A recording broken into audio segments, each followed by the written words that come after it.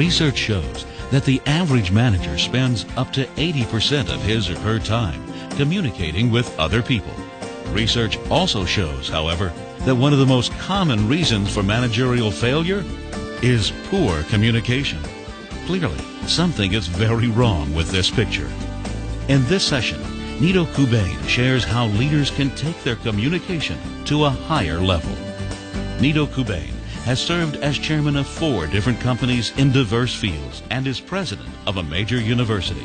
He has also authored more than 24 top-selling books and is a popular platform speaker. Listen as Nido Kubain explains how to communicate at a higher level. Communication Plus, how to develop connected relationships. Do you communicate with people, or do you really connect with people? One gets us the results that we want, really want, effectively, constantly, consistently. The other merely exchanges messages with people. So which one are you a master of? Do you communicate with people, which is a wonderful, wonderful skill to have?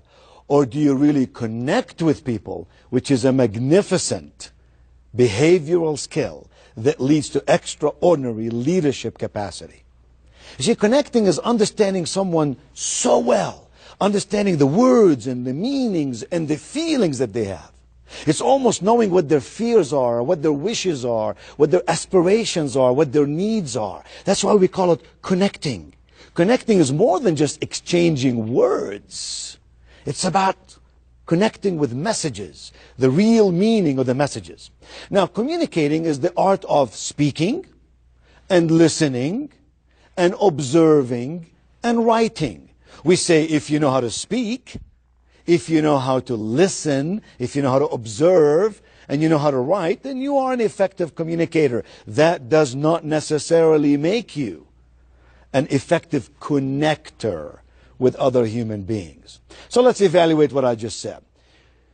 If I were to take a ball, like a beach ball, and throw it at you, you would catch it. You would catch it, because it's just a ball coming at you. You'll catch it. But what if I picked up a ball and threw it at you, then picked up another ball and threw it at you, and picked up another ball and threw it at you? What would happen? You'll catch one, but you can't get all of them. And that's sometimes what you and I do when we communicate with people. When we speak with people, we throw stuff at them. Sometimes a leader in a meeting with his or her team just stands there and just dumps information on these people, and then we wonder why they don't act on it in the way we want them to act on it. No connectivity, no connecting takes place when we're just throwing balls one after the other. We have to space the balls. Throw one, have you catch it, put it down, then we throw the next one. We begin to connect with people more when we do that. Listening is like that too. It's easy for us to hear, it's very hard for us to listen. Let me see if I can test you this morning.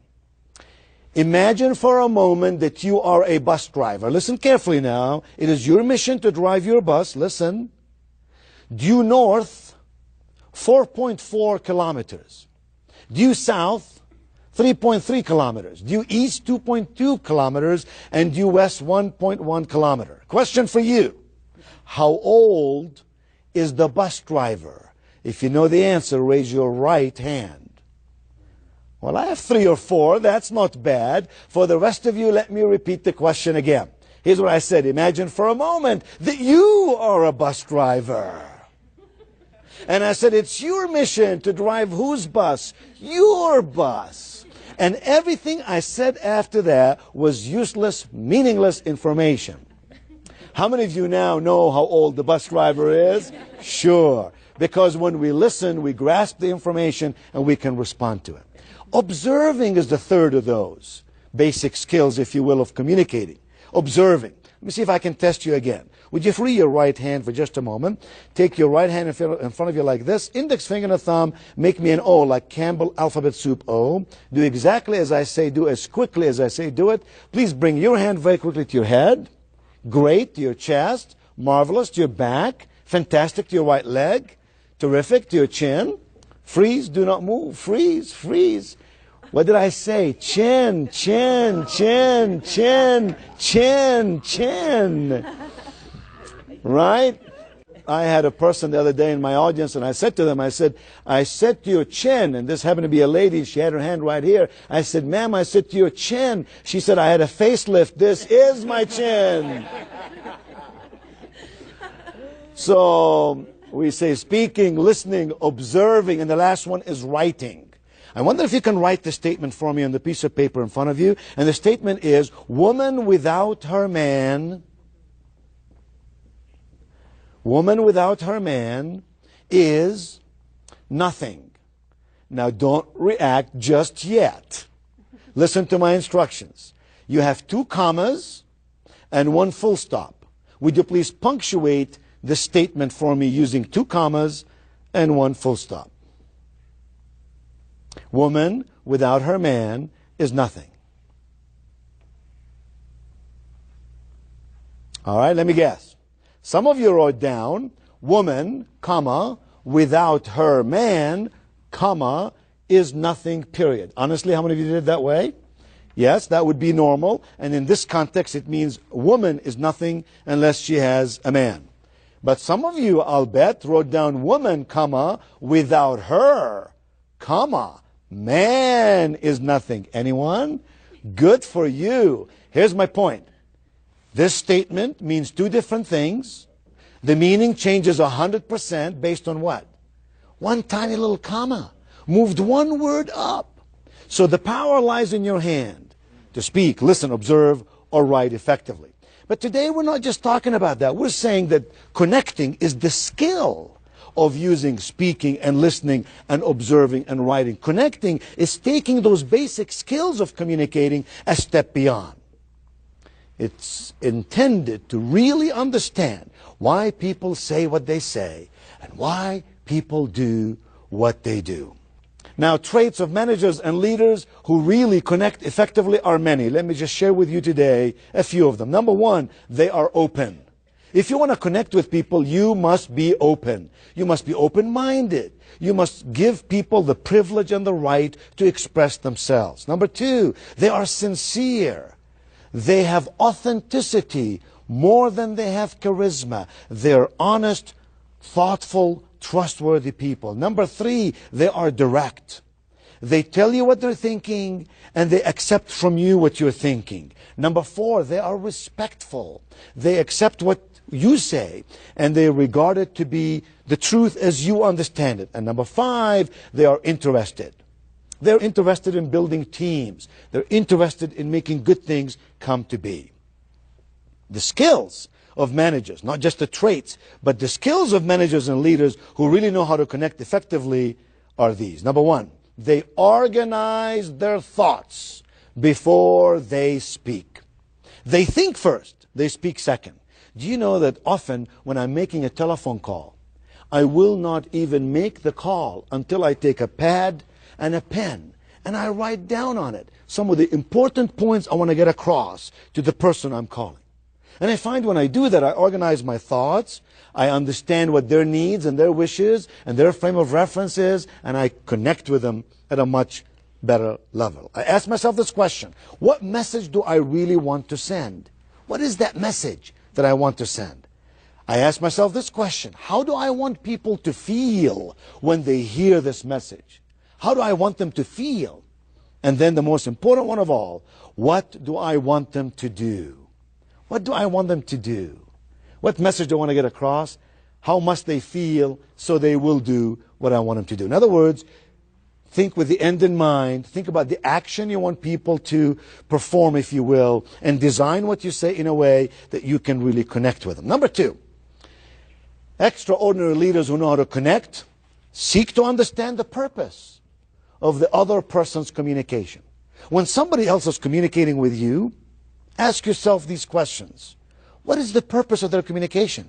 Is it simply to engage in small talk about the weather or about some sports event? Is it to vent emotions? Are they just sort of venting emotions about some area of concern in their department or with their team? Is it to share information? They're attempting to share with you information about the projects they're working on. Or is it to persuade? They're trying to get you to persuade you in a certain perspective so you can think in a certain way and do what it is they want you to do. Ask this question: what is the speaker's purpose? This other person with whom I'm communicating and connecting, what is their purpose? Ask yourself this question: what is my purpose in listening to the speaker? What is their purpose in speaking to me? And why is it important for me to listen to them? When you understand their purpose, you understand your purpose, magic takes place. Connectivity begins to happen. Number 3, extraordinary leaders who know how to connect with other people get right to the point. They understand that brevity is so important. And so they recognize that clarity, not confusion, is the name of the game. We must be clear if we want people to connect with us. Our message must be stated thoroughly, briefly, and clearly. Number 4, effective leaders who connect well translate what they say into benefits. This is really, really important. They translate what they say into benefits. Let me ask you a simple question. Why do you buy an insurance policy? When you buy insurance, why do you buy insurance? Are you willing to exchange your hard-earned money for a piece of paper called an insurance policy? Of course not. You don't buy insurance so you can get the policy. You buy insurance because of the byproducts of that insurance policy. What you want is the safety and the security and the peace of mind that you will have for you, your family, and your future. The product of the product. So when you attempt to connect with someone, always ask this question: how can I translate what I'm saying into ways that they can find useful? Remember, given their fears, their needs, their wishes, their aspirations. That we call the product of the product. You see, a product of a car in and of itself is just a car. But the product of the car is transportation or prestige. Right? The product of the product. So when I'm saying something to you, if I really want to connect with you, I must ask myself this question: what's in it for you? What's the benefit to you? What's the product of this product? And the more I can translate that into ways that you understand and that you find tremendous value in, the closer, the better, and the longer we'll be connected in terms of this particular message. And number 5, extraordinary leaders who know how to connect, not merely communicate effectively, ask questions. They ask a lot of questions. They perhaps ask more questions than they make statements. Questions like these: what do you think? What do you think about this? What is your opinion? They ask questions like, how do you feel about this? How does this make you feel? When connecting with someone is absent, in other words, when we don't really connect, resistance takes over. Let me illustrate to you what I mean. Let's play a little game. I'm going to give you about 2 or 3 seconds to find someone sitting next to you or behind you to become your partner. I'm going to give you about 3 seconds, and I'll count just like you count when you jump from an airplane to parachute, and we'll see how fast you can do this. Here we go. 3,000, 2,000, 1,000. Find your partner. Okay. Now that you have your partner, you did that very, very well.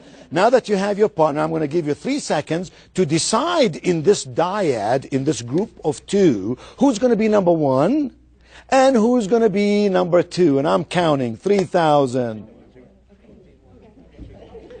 Now, the way that you picked who's going to be number 1 and who's going to be number 2 tells us a lot about you clinically.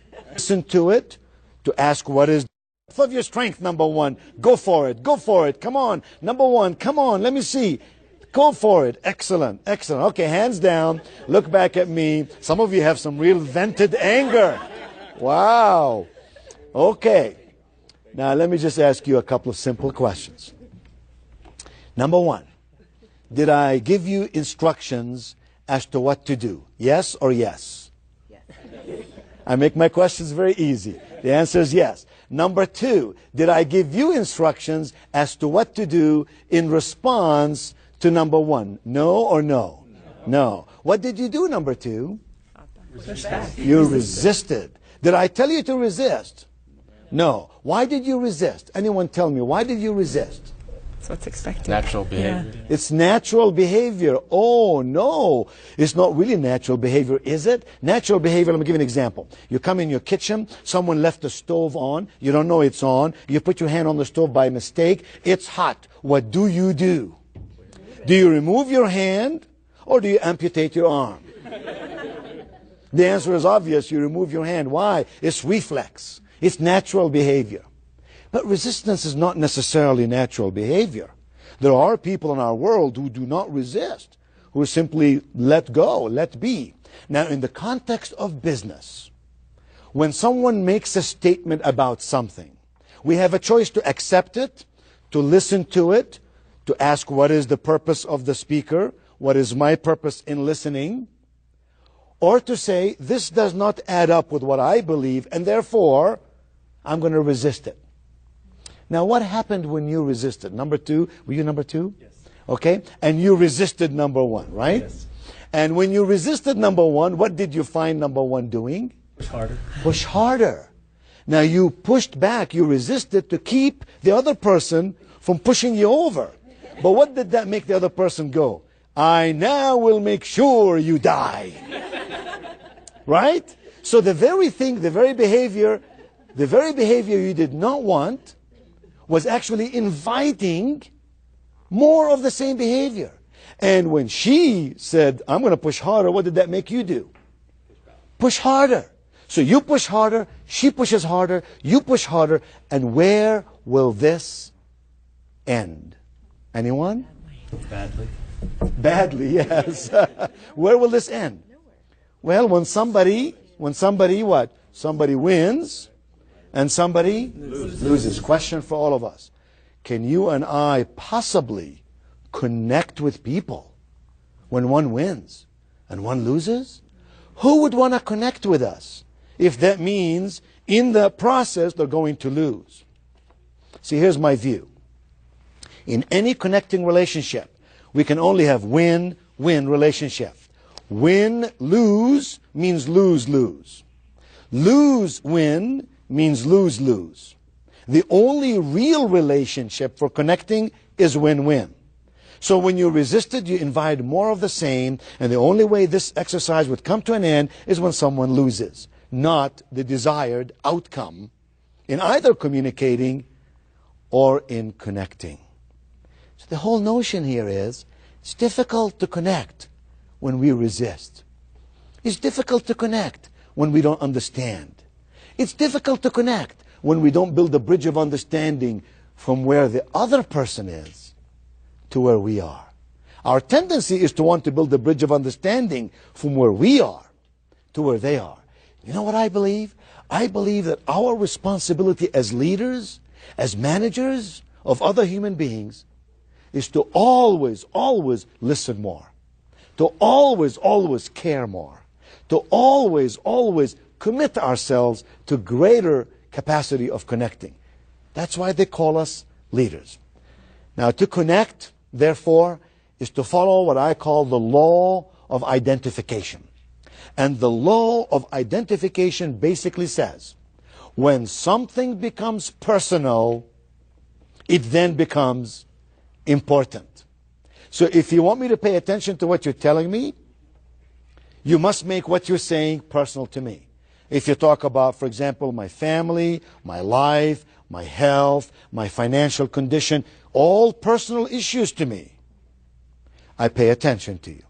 But if you're talking about some academic discussion about only the product, instead of talking about the product of the product, we may not connect exactly the same way.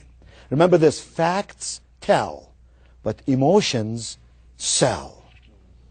We are human beings, and we should always ask this question, how must this person feel first? So this person will do what I want him to do. Now, leaders who connect focus on these three important questions. Number one, why should people do business with me? Given choices, why should people do business with me? Why me? Now, when I say do business with me, I mean, why should they follow my advice? Why should they buy my product? Why should they be on my team? Why should they execute on this project like I've asked them to execute? Besides, of course, fear of losing a job or losing some kind of support. I'm talking about in a much more dynamic and a much more behaviorally sound and balanced perspective. Why should people do business with me? What is different about me and what is better about me? Second question, how easily can someone else imitate what I do? The easier it is for someone else to imitate what I do, the less valuable by definition I become. And perhaps the most important question of all, when someone else needs what I offer, when someone else needs what I have to offer, whether it is a leadership capacity, it's a thinking process, or it's a product that we're selling, when someone else needs what I have to offer, will they think of me first? Will they think of me second? Will they think of me at all?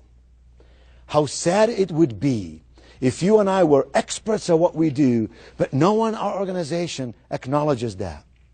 They don't come to us when they want a solution to that problem because they don't realize that we are the conduit, the source for that solution.